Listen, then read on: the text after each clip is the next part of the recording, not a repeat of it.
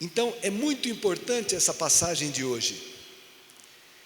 E Jesus está numa região no norte da Palestina, Cesareia de Filipe, uma cidade construída pelos romanos em honra de Filipe, né? E ali tinha muitos templos pagãos, e ali Jesus vai fazer essa enquete, essa pesquisa. Quem que as pessoas dizem que eu sou? Ninguém acertou, do povo, né? Uns falam que você é João Batista, outros que é Elias, que é um profeta. E vocês, quem dizem? E Pedro responde e acerta: tu és o Cristo, tu és o Messias. O Evangelho de Marcos é mais conciso. No de Mateus, Jesus vai dizer para ele: bem-aventurado és tu, Simão, porque não foi o sangue nem a carne que te revelou isso, mas meu Pai que está no céu. E Pedro ficou todo cheio de si. Só que não levou 5 minutos e ele pisou na bola, bem pisado. Deu um fora, porque, prestem atenção, quando Pedro diz, tu és o Messias, diz aqui, Jesus proibiu-lhes severamente de falar a alguém a seu respeito. Por que no Evangelho de Marcos tem o chamado segredo messiânico?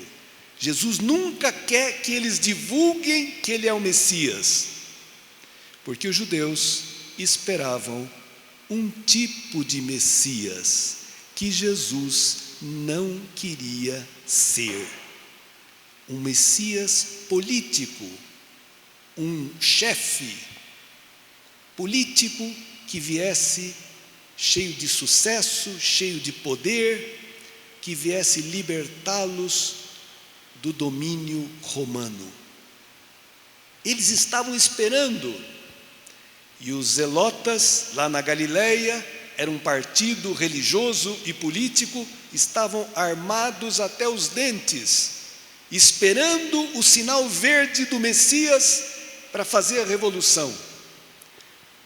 Só que então Jesus manda eles não divulgarem e começa a ensiná-los abertamente, falar com clareza. Jesus era muito sincero, era muito livre. E o que ele vai ensinar? Começou a ensiná-los que o Filho do Homem, Jesus gostava desse título, Filho do Homem, que quer dizer um homem escolhido por Deus que tem uma missão e está desligado de qualquer sucesso humano, de qualquer grandiosidade. O Filho do Homem devia sofrer muito, ser rejeitado pelos anciãos, pelos sumos sacerdotes e doutores da lei, devia ser morto e ressuscitar depois de 3 dias. Quando Pedro escuta esse discurso de Jesus, ele não gostou de jeito nenhum. Não cabia na cabeça dele um Messias que tivesse que sofrer, que tivesse que ser rejeitado, que tivesse que morrer. Ele não entendeu que ia ressuscitar, mas a parte anterior ele entendeu bem. O que ele faz? Toma Jesus à parte, leva Jesus para um canto e começa a repreendê-lo. Dizer: Senhor, jamais vai te acontecer isso. Deus te livre de você, que é o Messias. Eu falei, eu acertei, que está destinado a sucesso, todo o povo vai te aclamar, vai ser um triunfo, todo mundo está te esperando para libertar o povo desses impostos caríssimos, né? Dessa opressão romana. Interessante, né? E Jesus se volta, o Pedro fez isso assim, à parte.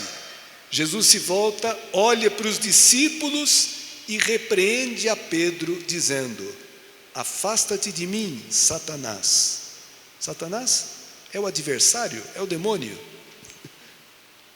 Porque tu não pensas como Deus, mas como os homens. Pedro passou de bem-aventurado, em 5 minutos passou para Satanás, adversário, inimigo. E esse afasta-te de mim, quer dizer, coloca-te no teu lugar. Você está me repreendendo, como se eu devesse seguir você. Parece ridículo, né? Mas nós muitas vezes somos ridículos. Nós queremos que Deus venha atrás de nós, que Deus faça a minha vontade. E nós não gostamos, não aceitamos um Deus que permita o sofrimento na nossa vida. Nós gostaríamos de uma religião que tivesse um seguro contra sofrimento. Aliás, quantas pessoas vêm na igreja, rezam, e rezam muito às vezes até, para que Deus tire o sofrimento das suas vidas, porque estão escandalizadas do sofrimento. Se Deus é bom, por que permite essa doença? Por que permite o desemprego? Por que permite o câncer? Por que permite a pandemia? Se Deus é tão poderoso, por que permite que tanta gente boa, jovem e idoso sofra tanto nos hospitais com essa doença? Por que permite? O sofrimento, a cruz não cabe na nossa cabeça. E nós gostaríamos de um Deus, mas Jesus é esse servo do profeta Isaías, capítulo 50, é o terceiro canto do servo sofredor. Começa dizendo: o Senhor abriu-me os ouvidos, por isso eu não resisti, nem voltei atrás, ofereci minhas costas aos que me batiam, aos que me arrancavam a barba, os que me cuspiam, me enchiam de bofetada. O que significa o Senhor abriu-me o ouvido? Eu escutei seriamente a Deus. O que Deus falou para ele, para esse servo? Eu sou o que te ajudo, eu sou o que te socorro, eu sou o teu auxílio, eu estarei do teu lado, você não tenha medo.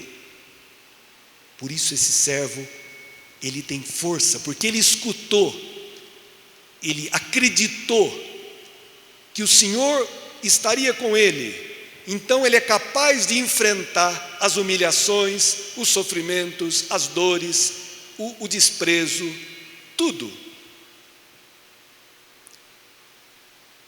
Esse servo é Jesus Cristo, que soube resistir e soube dizer para Pedro, e diz para mim, para você hoje: afasta, porque nós podemos não pensar como Deus, pensar como os homens, e os homens gostariam de ter uma vida sem sofrimento, sem cruz. Mas acontece que a vida tem sofrimento, tem cruz.